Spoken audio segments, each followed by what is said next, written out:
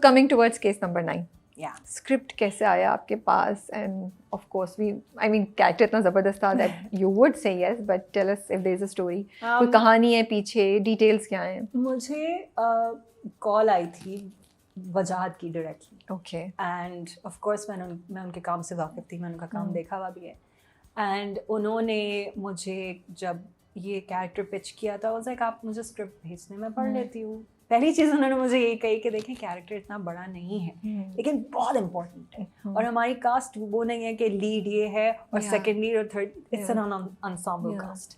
सो हर कैरेक्टर जो हम पिक कर रहे हैं वो ये सोच के कर रहे हैं कि ये कहानी का हिस्सा एक इतने मजबूत तरीके से होगा कि किसी एक्टर को ये नहीं लगेगा कि जी हम तो यहाँ सिर्फ यानी कैमियो कर रहे हैं type. So I was like, okay. Then I read for the part, and then he told me about who Manisha is, and you know that she belongs to a minority, and कितनी एक strong or empowering character है वो, तो I was just like, I'll do it. I really liked it because you know जितने भी हमें characters करने को मिलते हैं वो इस तरह के नहीं होते। मैंने बहुत empowering characters किए हैं पहले भी, लेकिन वो एक उनकी और मनीषा का आई थिंक डिफरेंस ये है कि ये आखिर वक्त तक वो कहती है मैं शोहर छोड़ दूँगी, you know, but I am not gonna move from my beliefs and my core ethics. You cannot move me, and I think that is something that moved me. I was like, no, I really like her. So you know, I signed on, and then I heard ke cast, you know, the major heavyweights of the industry, the phir kaun na karta hai. I was like, I don't care, I'll do it. And I did, and I am so proud to be a part of something that wonderful. True.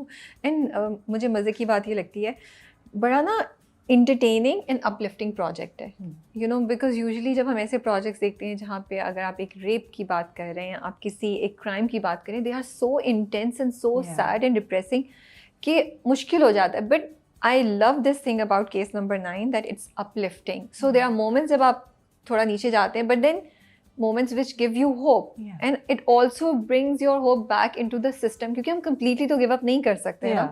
तो मुझे इस वजह से drama बहुत अच्छा लगता है। And coming to Manisha, आपकी बात बिल्कुल ठीक है। आई थिंक हम सबके जहन में भी यही सवाल था कि ये इतनी प्रिंसिपल्ड है, लेकिन इसकी हद कहाँ तक है? क्या ये अपना घर भी like we really didn't think कि ये करेगी। वो हो रहा था दोनों के दरमियान क्लैश, सो वी थिंकिंग ये ख़त्म कहाँ होगा। But for Manisha to take that action, that was something I think very interesting. I think it was such a statement because abhi bhi bahut sare log, and I've received overwhelming response for this, so a very quick thank you to everyone. मैं आप सबके DMs पढ़ती हूँ, मेरे पास इतना वक्त नहीं होता कि मैं इंडिविजुअल जवाब दूँ, लेकिन मुझे बहुत खुशी होती है आपका क्रिटिसिज्म, आपका जो भी पॉइंट्स आप मेरे साथ शेयर करते हैं, आप जो जितनी भी तारीफ़ करते हैं, आप सबका बहुत शुक्रिया। Coming to how principled she is and how strict she is when it comes to her own values, I think अभी भी बहुत सारे लोग ये कमेंट करते हैं कि वो दूसरे के लिए अपना घर कौन बर्बाद करता है। The way I see it, it's not about that. ये एक ऐसी चीज़ है कि आप एक ऐसे मर्द के साथ रह रहे हैं जो जिसने देखा है एक जुर्म होते हुए। सही बात है। आप ये कैसे बर्दाश्त कर सकते हैं कि अगर वो विटनेस कर चुका है एक चीज़, तो वो उसके साथ खड़ा नहीं होना। यू नो, जब वैल्यूज़ की आपस में टकरार होती है तो इट्स नॉट अबाउट कि किसी और के लिए, it comes down to you कि मैंने किससे शादी की है।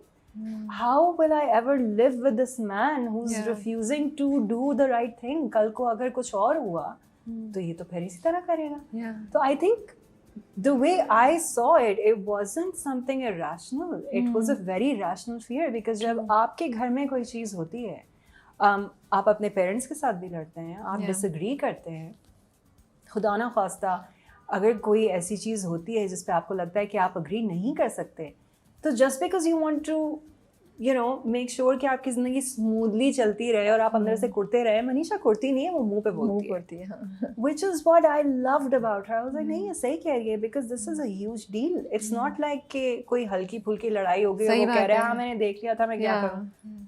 This is a life changing experience, and वो एक लड़की की ज़िंदगी के साथ सबकी ज़िंदगी जुड़ी हुई है। लॉयर हो गई, चाहे उसकी लॉयर है या यू नो फैसल की जो लॉयर प्ले कर रहे हैं, मेरी ज़िंदगी जुड़ी हुई है, उसके ख़ानदान, उसकी पूरी फैमिली की ज़िंदगी जुड़ी हुई है, उसके एक्स की ज़िंदगी.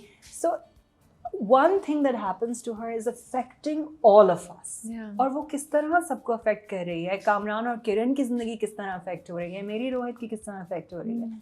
I think that was such a beautiful way to show the audiences कि जब आप कोई डिसीजन लेते हैं, चाहे वो सच के साथ खड़े होने के हो, चाहे झूठ के साथ, ये दोनों के consequences हैं. सही बात है. And I love that about not just the character but the fact that कि इसमें कोई कमज़ोर औरत नहीं है. Yeah, true. Every woman in this play has something to say. It's a representation of the society.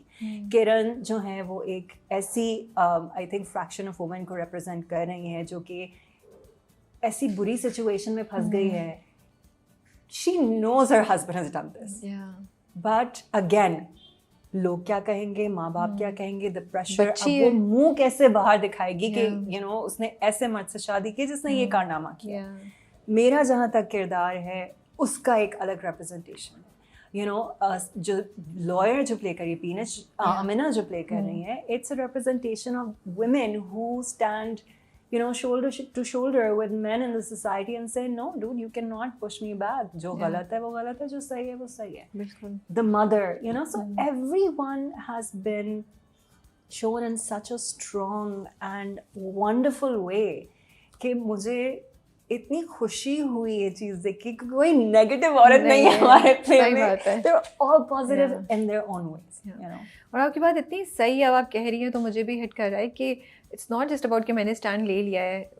एक इंसान ने रेप होते हुए देखा है एक औरत का. How can you live with it, And him, it was interesting because Rohit का कैरेक्टर जो है वो बेचारा वो इतनी बुरी तरीके से फंसता है. एक तरफ उसकी शादी है, एक तरफ उसका दोस्त है, बिजनेस है.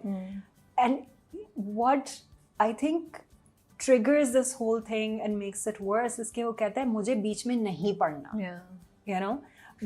But at the same time, for Manisha to hear this from somebody she's married to and she's fallen in love with and she has a family with, I think कोई भी औरत अपने शौहर को उस रिस्पेक्ट से नहीं देख सकती ऐसे इंसिडेंट के बाद.